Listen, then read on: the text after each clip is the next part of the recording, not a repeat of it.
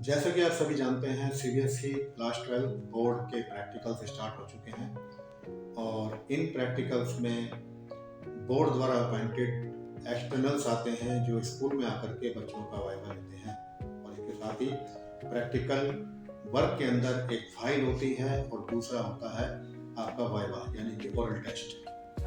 तो मैं इसमें आपको बताना चाहता हूँ कि आप इसमें 100% मार्क्स ले सकते हैं। सबसे पहले आप ये चैनल जरूर सब्सक्राइब कर लें यदि आपने अभी तक नहीं किया है, बेल आइकन दबाएं और ये वीडियो अंत तक पूरा देखें। अब हम बात शुरू करते हैं प्रैक्टिकल की। सीबीएसई हर स्कूल के लिए एक्सटर्नल्स अपॉइंट करता है जो कि आसपास के स्कूल से ही होते हैं और ये अपने जो सब्जेक्ट टीचर होते हैं उनके साथ बात करके अपनी डेट को फिक्स करते हैं। मैं आपको बताना चाहता हूँ, कॉमर्स स्ट्रीम में अकाउंटेंसी, बिजनेस स्टडी और इकोनॉमिक्स के अंदर टोटल प्रैक्टिकल 20 मार्क्स का होता है।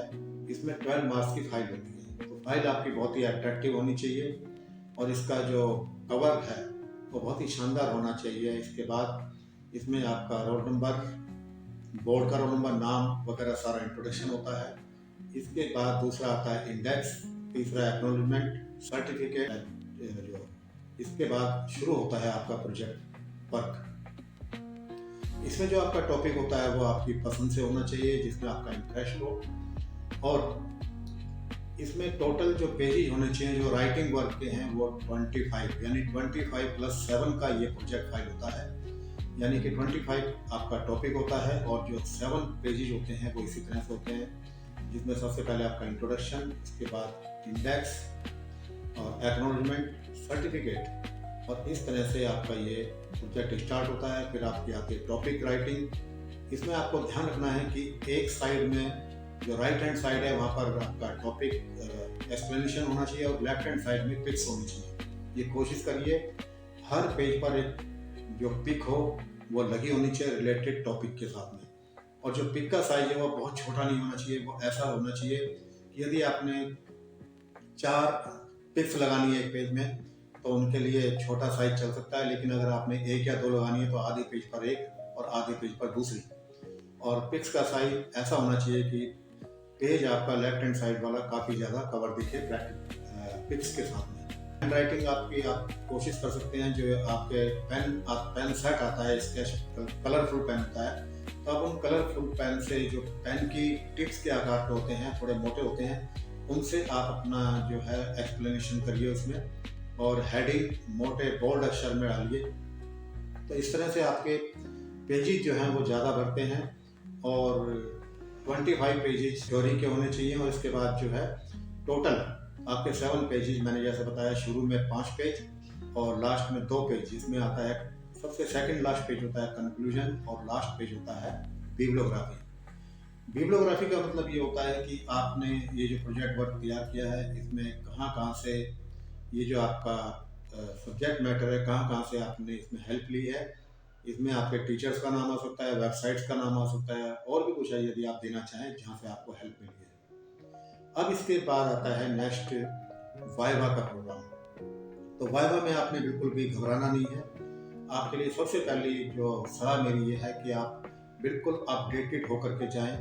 इसमें आपके सब्जेक्ट के बारे में फुल नॉलेज आप पढ़ के जाएं, इसको याद करके जाएं, क्योंकि एक्सटर्नल जो होते हैं वो आपसे फाइल को खोलने के बाद ही उसमें से क्वेश्चन करते हैं। और ये भी ध्यान रखिए आपकी पूरी फाइल टीचर्स के द्वारा चेक होनी चाहिए, जो आपके सब्जेक्ट टीचर हैं।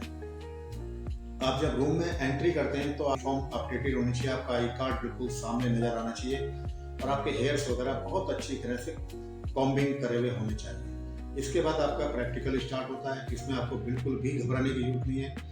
जो भी क्वेश्चन आपसे पूछे जाए उनका शालीनता से जवाब दीजिए और अगर आपको उस क्वेश्चन के बारे में कुछ भी नहीं पता है तो साइलेंट रहना ज़्यादा बेटर रहता है और थोड़ी सी स्माइलिंग आपके फेस पे होनी चाहिए। अब मान लेते हैं कि आपसे 3 या 4 क्वेश्चन पूछे गए हैं और एक भी क्वेश्चन आपका सही नहीं होता है, तो एक्सटर्नल जो आते हैं वो आपको मार्क्स देने के लिए आते हैं, ना कि मार्क्स काटने के लिए।